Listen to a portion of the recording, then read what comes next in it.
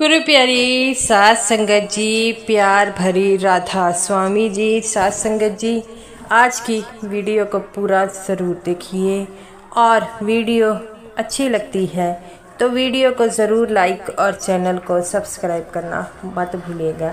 सात संगत जी, जैसा कि आपको पता है, जब डेरे में कोई भी बाबा जी से मिलने आता है तो बाबा जी उसे कभी मना नहीं करते।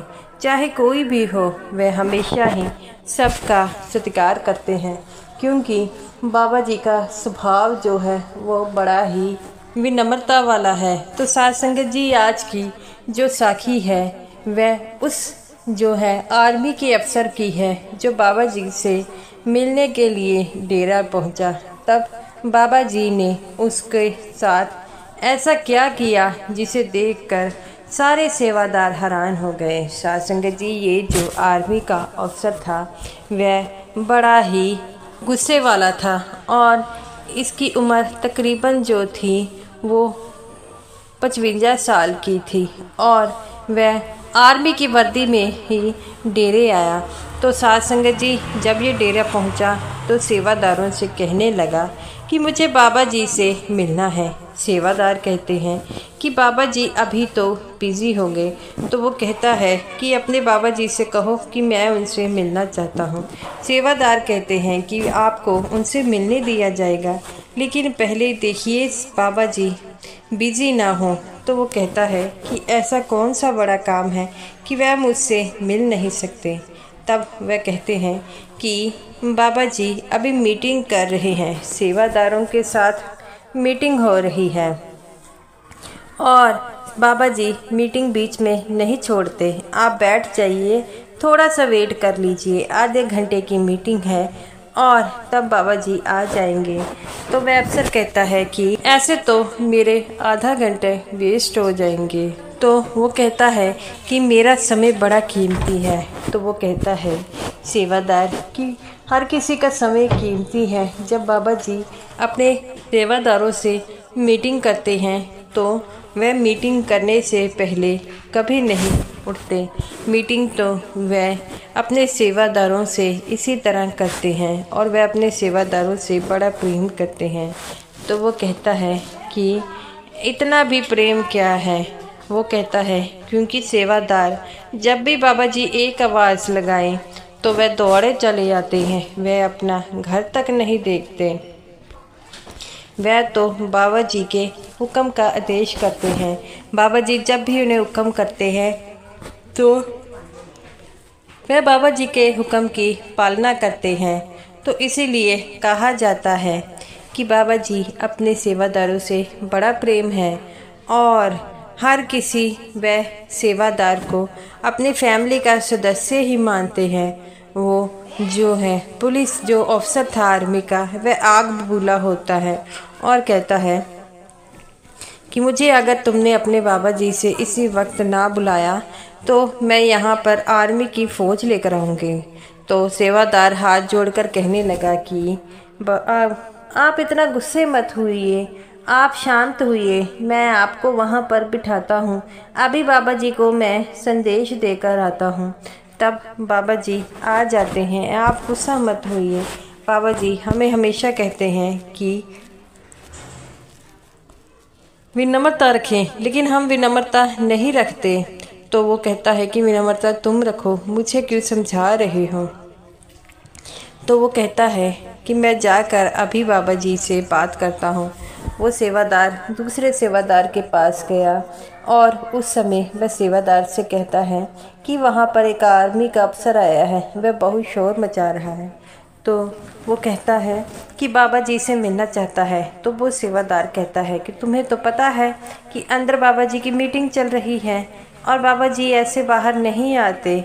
और वह कहते हैं कि बाबा जी से वो कहता है कि मुझे मिलना बहुत ज़रूरी है। तो इस बात से वह कहते हैं कि अब हम क्या करें, वो भी ज़रूरी है।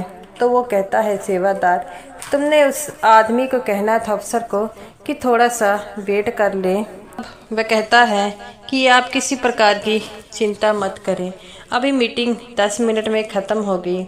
तो वो कहता है कि वो अफसर आग बबूला हो रहा है, यहाँ पर आर्मी लेने की बात कर रहा है। तो वो कहता है किसी बात की चिंता मत करो, हमारे बाबा जी जानी जान है, वह खुद ही खुद जो है उस अफसर से बात कर लेंगे। तो वो कहता है कि अब क्या किया जाए। तब वो कहता है आप किसी प्रकार की चिंता मत कीजिए।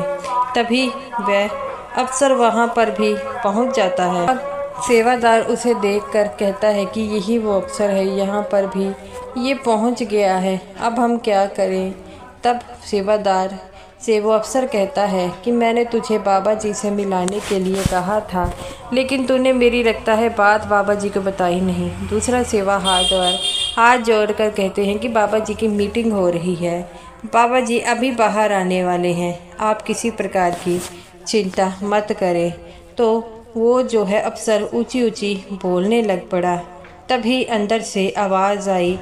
एक सेवादार कहता है कि इस अफसर को बाबा जी ने बुलाया है।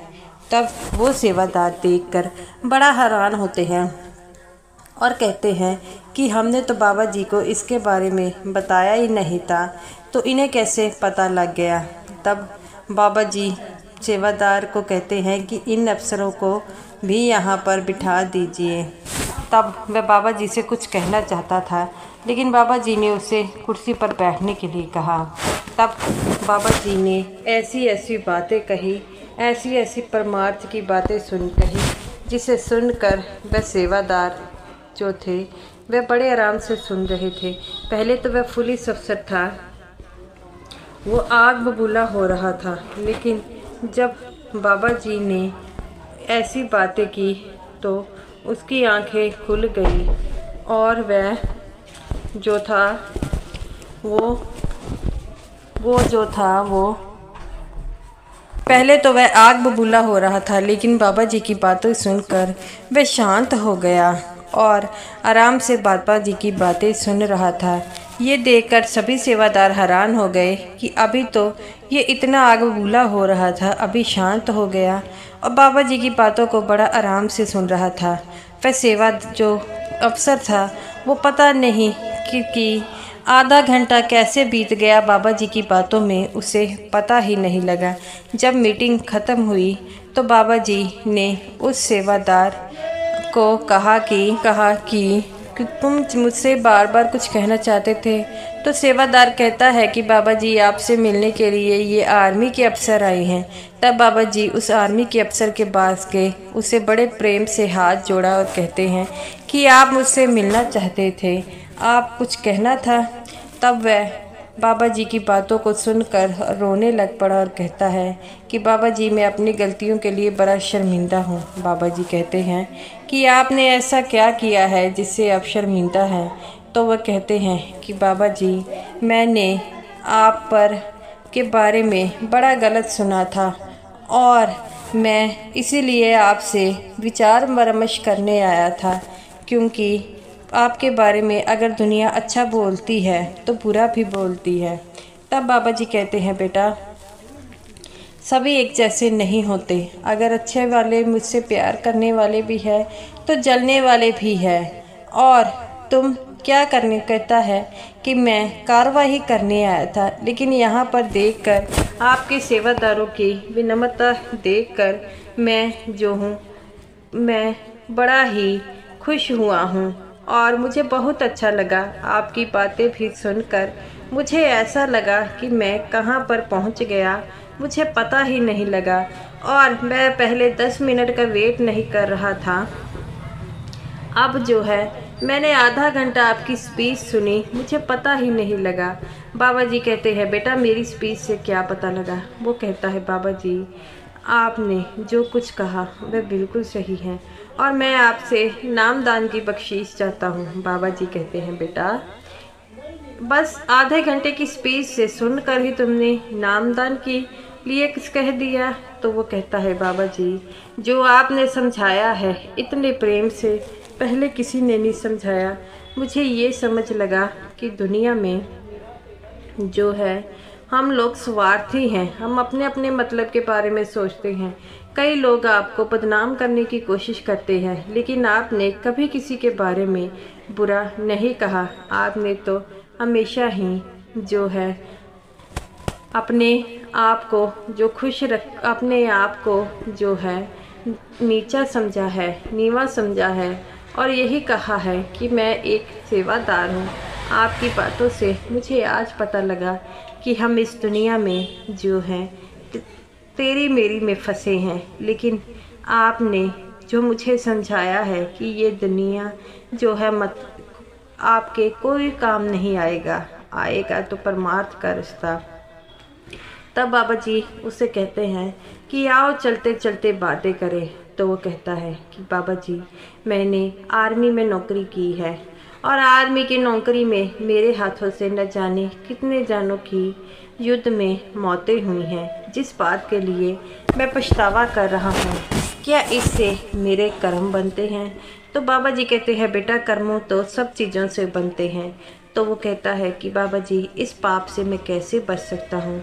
बाबा जी कहते हैं बेटा, कर्मों का नियम बड़ा अटल है, उसके लिए सबको ही जो है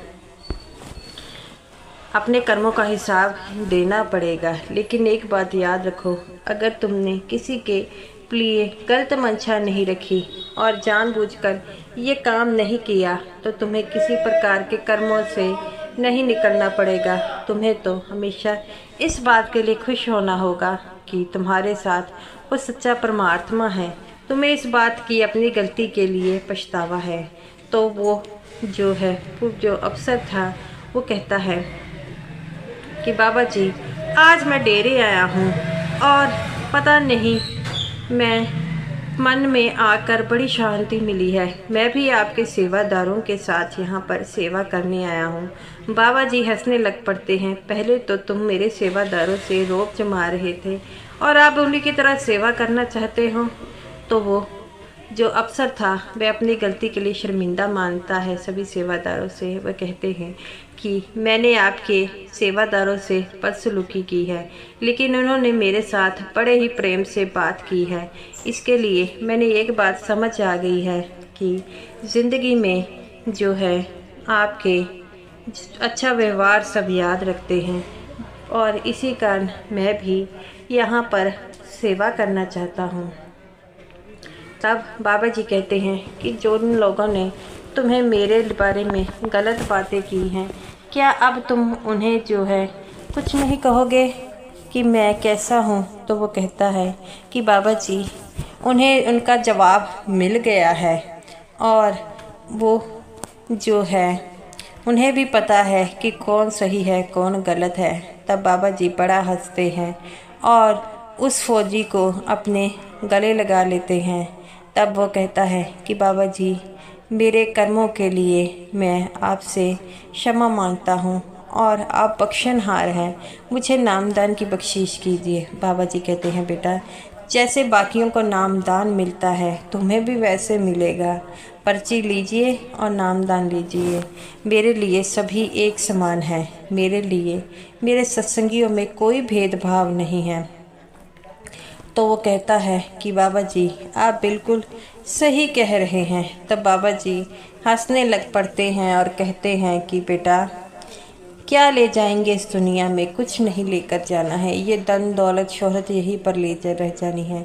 साथ जाएगा तो उस मालिक का नाम, तो जो उस मालिक के नाम को गाएगा, उसके महिमा को गाएगा, वही उस परमार्थ में रास्ते में जाएगा। तो गुरु प्यारी साध संगत जी व फौजी बड़ा खुश था कि बाबा जी ने उनसे नामदान के लिए हाँ कर दी है।